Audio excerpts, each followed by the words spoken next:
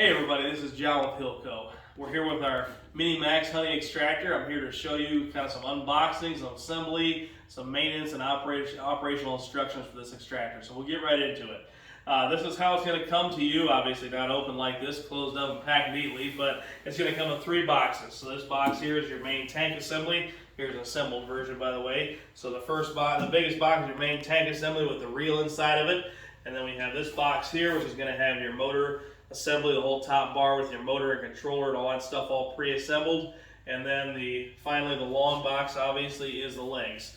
We ship it separately like this for 2 reasons. First of all, if we had one big box, our shipping costs would go sky high to where this machine wouldn't be affordable. And also, we found that by breaking up into individual smaller pieces, we have less risk of damage from UPS, which has been a problem for us in the past. So it is a very simple assembly process. Just take a few minutes. We're going to run right into it here. So, first of all, again, I'm going to set my other box to the side here, which has our motor in it, and then our legs. The first job we're going to do is open up the box that has the main machine in it, and we're going to set the legs up on it, go from there. Obviously, we'll have some packing in it, but this is the way it's going to come. With just the tank, with the reel inside, your deep frame baskets, and the one lid, which we'll talk about shortly. I'm going to go ahead and set this out. Set the box aside.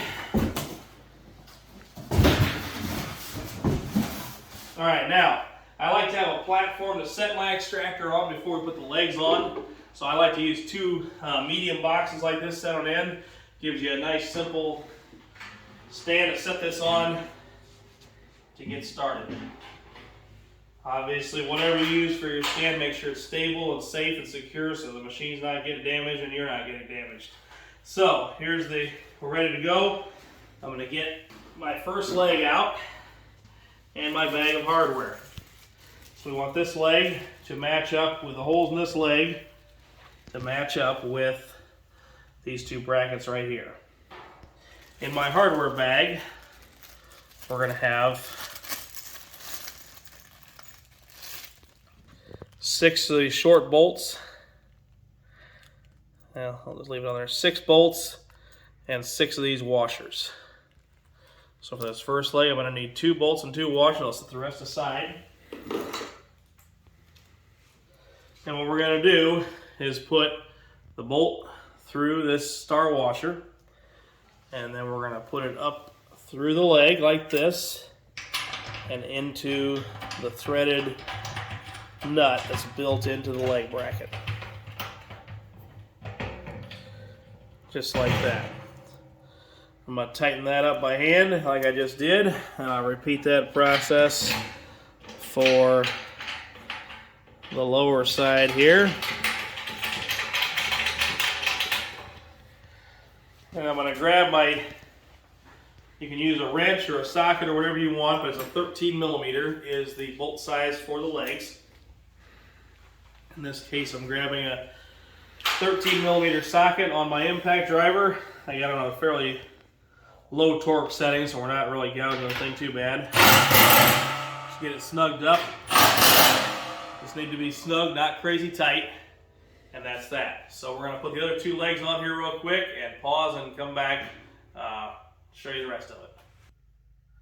Okay, we're back here. We got all 3 legs on and tightened. We got our little temporary stand, those 2 medium boxes out of the way, and we are ready to finish assembling. Before we finish assembling here, while we've already got the top bar off, I'm going to show you how the rest of the machine is disassembled for cleaning or for maintenance, things like that. So, if you want to come in here, again, when it's shipped to you, you're going to have this reel basket which fits your frames in. It's already inserted like this. So if you'd like, this would be a good time while it's already partly apart to go ahead and just take it the rest of the way apart. If you want to, hand wash it out good with Dawn dish soap, get it all cleaned up real good before you put it back together and start using it. Sometimes a little bit of residual grease or dirt or things like that from the manufacturing process in there. So it'd be a great time right now while it's already partly disassembled to just go ahead and clean that up. So I'm going to just pull this straight up and out.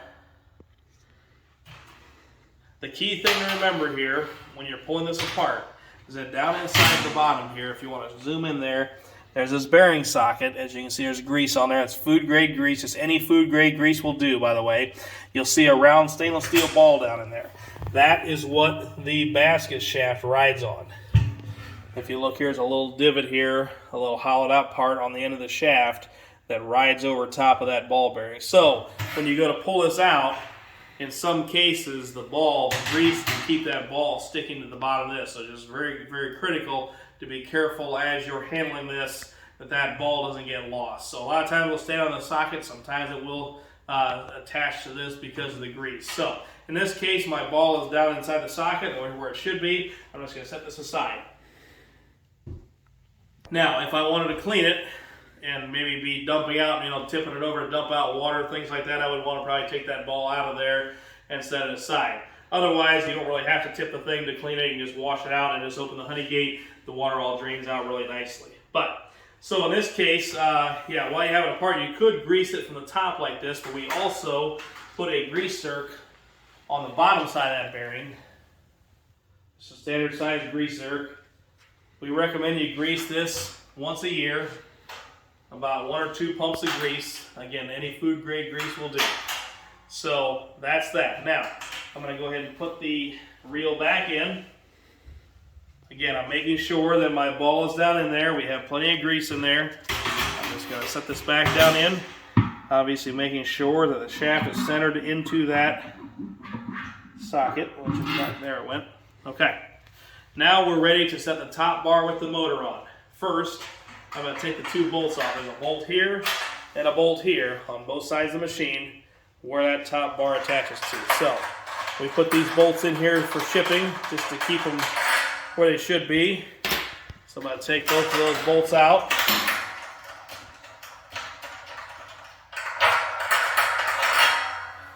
And set them aside. Now I'm going to go to my other box and grab the top bar assembly. The top bar assembly is going to go on just like this. You want your controller on this side. So if you're standing in front of the machine facing the honey gate, the controller should be on your left side, the motor on the right. What I'm going to do now to get this situated is we want this pin, the stainless steel pin as part of the reel shaft, to go into this slot in the motor shaft. So I'm just going to gently set that in there just like that, and that's how it should look. And now I line up here. I'll line up my holes in the top bar with this. Now, how you know if this is set properly is if your pin down here is set up into the slot nicely, and it has a little bit of room to play in there, a little bit of room for up and down motion.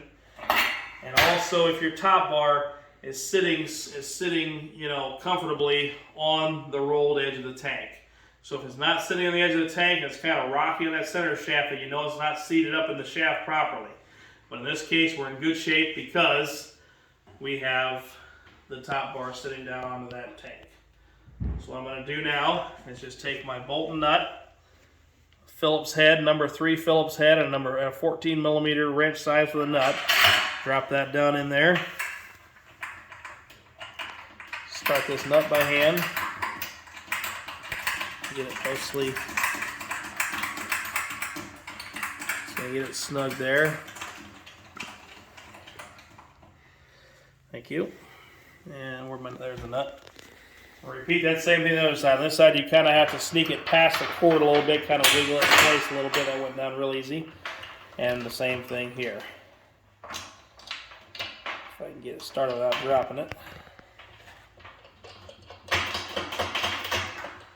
There we go. Now, again, tighten those down. It just needs to be snug. Doesn't need to get crazy tight. Just snug it down pretty good. I'm going to take, in this case, you have options here. What you want to do, my number 3 Phillips bit in this case, and my 14 millimeter wrench. Put my 14 millimeter wrench down the nut there. Sneak my drill into here.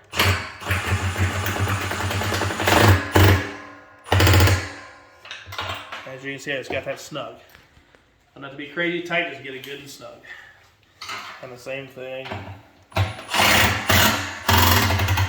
over here. Done. Alright, that is pretty much it. So, the top bar is in place, the basket is secured down into the bearing socket and in the slot of the gearbox shaft here. This lid is secure in place. It's already hinged. I want to show you right here. And when this hinge, we build in a little clip there to hold the lid in place when it's open. And then the other lid on the back side here is just shipped loose inside the tank. The reason that this lid is not hinged, not attached permanently to the top bar, is because of the way the motor offsets here. As you can see, the motor offsets towards the back side here. So if we did hinge this lid, it would only open like this far, not enough to get frames in and out of there. So because of that, we put these little white stops on here to hold that lid securely in place. Those stops just set on either side to the inside of the tank, and the same thing on the back side here. It just snaps into place and holds in there pretty securely. All right, that's about it. One more thing we're going to mention here is the deep frame baskets that are included in this model. As you probably know, this machine holds up to 9 medium or shallow frames in a radial fashion, where your frames just slide into these notches. But then if you want to run deep frames, you got to use these. So I'm just going to angle this down into there. I'm going to put one side in first. I'll show you real quick. These pieces here go into matching holes. These matching holes inside the reel. 1, 2, 3, and 4 down the bottom. I'm just going to sneak it down in there with the one on my left side first, and then follow up on the right side, and then just line up those pins into their corresponding holes. Takes a little bit of wiggling, but there it sits right down there. So your deep frame is going to set right down in there into those little feet. All right, I'm going to go ahead and take that out now, so I don't have to put the other two in, because we're going to show you a little test running here, just to show you how the controller operates. So I'm going to set that aside. I'm going to plug in my machine. This machine plugs into any old outlet, any old household outlet, 15 amp or higher. And once you plug it in, your controller will light up like this.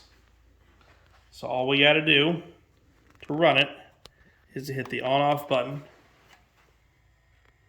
You'll hear a real quiet fan kick on inside of the controller fan. And then all we got to do, I'm going to open the lid so you can see it here, but all I'm doing now is I'm just going to take this little knob and just slowly turn it on until the machine starts turning. And as you're operating the machine, as you probably know, at first you're going to want to start out really slowly. And then as it starts to sling the honey out of the cells, it'll start to balance those frames out, because no two honey frames weigh the same. So it'll start to balance those frames out. And as you speed it up, it will sling more honey out, and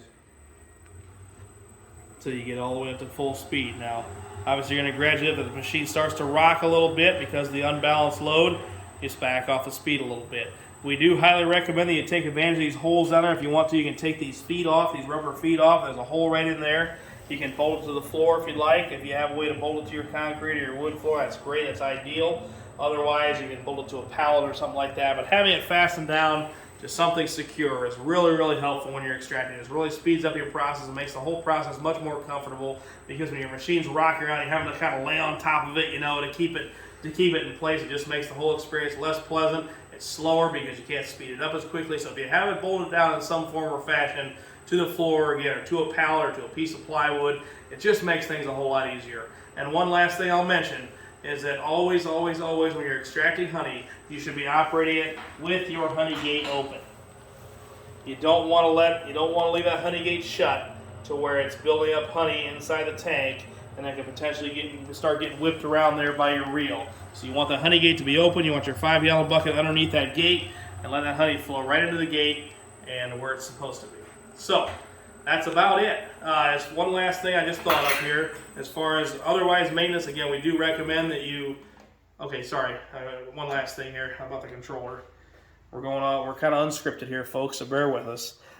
So yeah, to shut it off, I had it running there. To shut it off, I just back this off to stop, and I just hit the off button. That's all I had to do. And that's really the only two buttons you need to know about in this controller, is the on-off button and this here, and this speed control here. So last comments regarding the maintenance of the machine, the annual maintenance. The only thing we recommend you do as far as maintenance of this machine, besides keeping it clean, obviously stored in a dry environment, well, all those kind of things are important. But you know, grease that bottom bearing once a year, about 1 or 2 pumps of food grade grease. Any quality food grade grease will do. The motor requires no maintenance. The controller requires no maintenance. The gearbox here is pretty much as a synthetic grease in there. It's pretty much designed to last a lifetime.